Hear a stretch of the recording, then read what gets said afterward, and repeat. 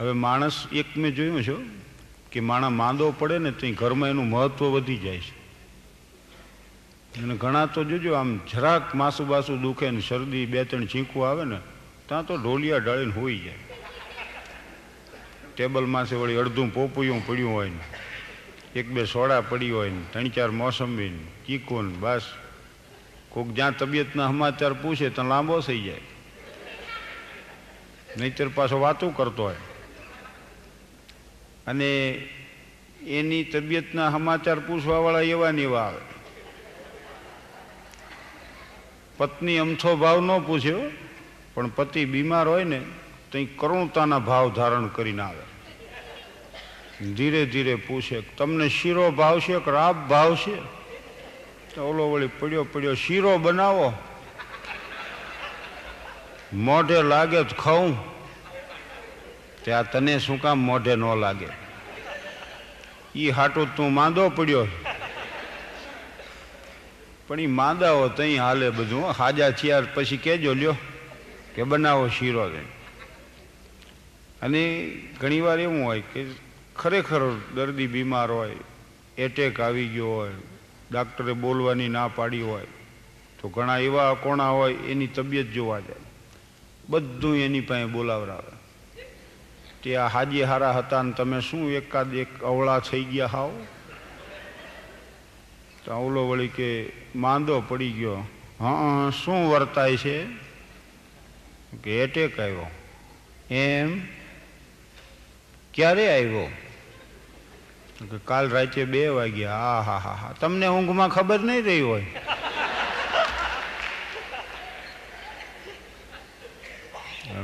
પરસીવે રેપજેપ થી અવળા થઈ ગયા ને ખબર નહીં રહી હોય? વળી પૂછે કે આ પહેલી જ વાર આવ્યો? ત્યાં દર્દી કે ના તો બીજો એટેક છે. ત્યાં હવે એક રહ્યો.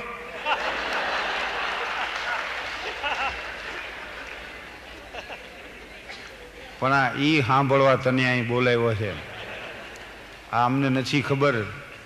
પણ ઘણા માણસો એવા હોય અકોણા. અને ઘણીવાર એવું હોય છે કે આપણા સુખનો આધાર બીજામાં એ કેટલી ઈર્ષા જગાવી શકે છે ને એના ઉપર હોય છે. એટલે મોટર નવી ખરીદે ને તો રામજી મંદિરે જવું જોઈએ, ઠાકર મંદિરે જવું જોઈએ, દર્શન કરીને પછી આગળ જાય. પણ જોજો ઘણા વિરોધી હોય ને એના ઘર પાસેથી નીકળીને ત્યાં 3 વાર હોર્ન વગાડે, ટી કરીને. પુલાવળી બહાર નીકળે ત્યાં કે હા આવો. આપણા સંબંધો એવા છે કે ઉપરથી સંબંધ ને અંદર ખાનેથી વિરોધ ને એવું જીવન છે. રોય તો ને ગમ, હસે તો ને ખુશી, એવી જિંદગી જીવી છે. निकले से कहाँ जाने के लिए पहुँचे हैं कहाँ मालूम नहीं, दिन रात भटकते कदमों को मंजिल का निशान मालूम नहीं. આ મંદિરે જવા નીકળ્યા હતા ને મય ખાનામાં નીકળ્યા. આ કાબા શરીફ જાવું તો કેસિનોમાં જઈ ચડ્યા જો.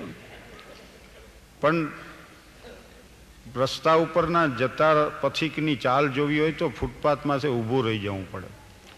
નદીનો પ્રવાહ જોવો હોય ને તો તટમાં છે ઊભા રહેવું પડે. તે આ પાછા શું કહે કે હવે અમને મોટર વગર નથી ફાવતું. રાજકોટ જવાનું થાય ને જામનગર જવાનું થાય, વેવાઈ વડોદરા છે તો અવારનવાર અહીંયા થાય. એટલે હવે આ ખરીદી લીધી. ત્યાં ઓલા ગંભીર થઈ જાય, મોટર લીધી હશે ભગવાન જેવો ધણી કે કાં અત્યારે જ રોડમાં છે એટલા એક્સિડન્ટ. હાજે હારા ગયા હોય છે ને દવાખાનામાં દાખલ કરવા પડે. એટલે અમે તો બાપના દુશ્મનને એ પ્રભુ તું મોટર દઈશ નહીં. એ વળી એવી પ્રાર્થના કરે. તો બીજામાં કેટલી ઈર્ષા જગાવી શકે એના ઉપર આપણા સુખનો આધાર હોય છે. અને આ જગતમાં મેં જોયું છે કે જે કંઈ સારું રહ્યું એ પ્રાપ્ત કરવા પ્રયાસ કરવો પડે. સારા અક્ષરો કાઢવા હોય તો મહેનત કરવી પડે છે, નબળા એની મેળે આવે. માણાને કાગળ આપો ને એને લખવા દો, એની જિંદગી સીધી હોય તો લીટી સીધી હોય, જીવન સીધું હોય તો લીટી સીધી હોય. નકર ઘણા આમ હેઠે હાલ્યા આવે. પૂજ્ય પિતાશ્રી હું ખુશી મજામાં છું, તમે હશો ત્યાં ખૂણામાં વયો ગયો હોય. અને ઘણા આમ ઉપર ચડતા જાય કે અમારે માઉન્ટ આબુ જવાનું હોવાથી ₹250 મોકલી આપશો, ત્યાં ખૂણામાં વયો ગયો. તો સારું ચિત્ર દોરવું હોય તો મહેનત કરવી પડે. આ નિશાળોમાં ભણાવવામાં આવે છે, કોઈ બીડી પીવાના ક્લાસ હાલે છે, થોડા ચોથો પિરિયડ બીડીનો, પછી 5મો હોકાનો, 7મામાં ભાંગ પીને, પછી 8મામાં રજા. છતાં શીખી જાય છે ને. જો એનું કારણ એથેન્સની એક વારાંગનાએ સોક્રેટિસને એમ કીધું હતું કે હું તમારા બધા શિષ્યોને પતિત કરી દઉં. તો સોક્રેટિસ કે મારું કામ જે રહ્યું ને એ પહાડ ઉપર ચડાવવાનું છે, ને તારું કામ રહ્યું પતનની ગરતામાં ધકેલવાનું છે, એટલે તું એ કરી શકે. ગલી ગલી ગોરસ ફિરે મદિરા બેઠી બિકાય. આ દૂધ ને દહીં છાશ જો ગલી ગલી વેચવા નીકળવું પડે અને ઓલું લેવા જવું પડે. મદિરા બેઠી બિકાય. ઘણા માણસો આ જગતમાં સજ્જનતાની કિંમત ચૂકવતા હોય છે અને ઘણા દુષ્ટતાની કિંમત સમાજ પાસેથી વસૂલ કરતા હોય. એટલે જબ જબ મું ખોલો તુમ મીઠી બોલી બોલો. અમારે એક જણાનો કાળો વાન ને એમાં સફેદ પટ્ટીના સ્લીપર પહેરીને આવ્યો અને ઓને કે મને કેવા લાગ્યા છે? તો કે ખોળના બચકામાં છે બગલું ચેરીકું એવા લાગ્યા છે. મને એક ભાઈ મને કે હાલો હું તમને ચા પાણી નાસ્તો કરાવું. તો હું એની વાય વાય હાલ્યો ગયો. એ વારી ઘડી આમ ઘડિયાળ જોવે અને રેડિયો આમ એડજસ્ટ કર્યા કરે. પછી થોડીક વાર થઈ તો આકાશવાણી રાજકોટમાંથી કોઈક બેનનું લોકગીત રજૂ થયું. મને સાંભળો કેવું છે. એટલે મેં કીધું કોણ લાગી પડ્યું છે, આવું લોકગીત હતું?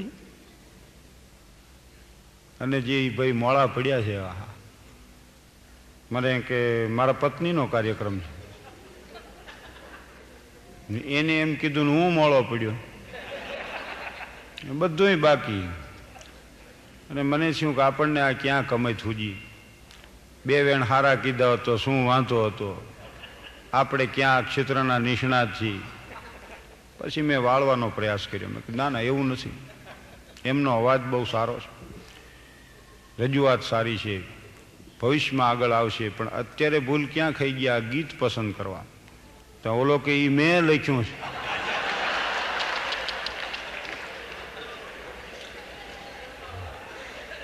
મેં કીધું એ તમે લખીને બેઠા હો થયું હવે ભાઈ. હા પણ માણસ કેટલીક વાર પ્રયાસ કરે. એટલે જીવનમાં સત્ય બોલવું જોઈએ, પણ અપ્રિય સત્ય ન બોલવું જોઈએ અને પ્રિય અસત્ય ન બોલવું. અપ્રિય સત્ય ન બોલવું જોઈએ. મોટા દીકરા નાના દીકરાને પરણાવ્યો હોય અને એના લગ્નની ધામધૂમ હોય, 10-15 લક્ઝરી પડી હોય ને 3-4 મારુતિ પડી હોય ને આમ મોટા મોટા મહેમાન આવ્યા હોય, ત્યારે ઘણા એવા અકોણા હોય એવી વાત માંડે કે આ નાના વખતે પૈસાની છનાછન તો જુઓ, મોટાને પરણાવ્યો તો ભોજનશાળાનું ભાડું નહોતું, આપણે શેરીમાં પંગજ ન જમાડી અને ઓલી ગા ભડકીને દાળનું તપેલું ઢોળી નાખ્યું, તમે ભીંચમાં ભટકાણા હું ઠેંકીને વયો ગયો ને ભાઈ તું કાયમ ઠેંકીને વયો જાશ ને અમે જ ભટકાઈ છીએ. તે અત્યારે આ હારો દી પ્રભુએ દેખાડ્યો. હવે એ વખતે એવી વાત કાઢે તો અપ્રિય સત્ય. માની લ્યો કે આ બધું સાચું છે, પણ શું કહેવાની જરૂર. અને પ્રિય અસત્ય ન બોલવું. આ વેપારી પાસે એમ કાપડ ખરીદવા જાઓ ને 180 મીટર બતાવે, તો આપણે કંઈક આટલું બધું મોંઘું નથી જોતું. તમે ભલામણ કોઈ દી સસ્તું પહેર્યું છે તો તેને કાંઈ મશ્કરી કરો હે હે કરીને દાંત કાઢે, પણ આપણને ભ્રમ કરાવી દે કે સસ્તું નથી પહેર્યું. એટલે ઉધાર તો ઉધાર, પણ લઈ વેજા ફાડી નાખ્યો ભૂલી જાય બધું. તો અને જીવનમાં એક તમે જોજો કે માનવી ટીકામાં રહેલું સત્ય અને પ્રશંસામાં રહેલું જૂઠ એ ઓળખી શકતો નથી.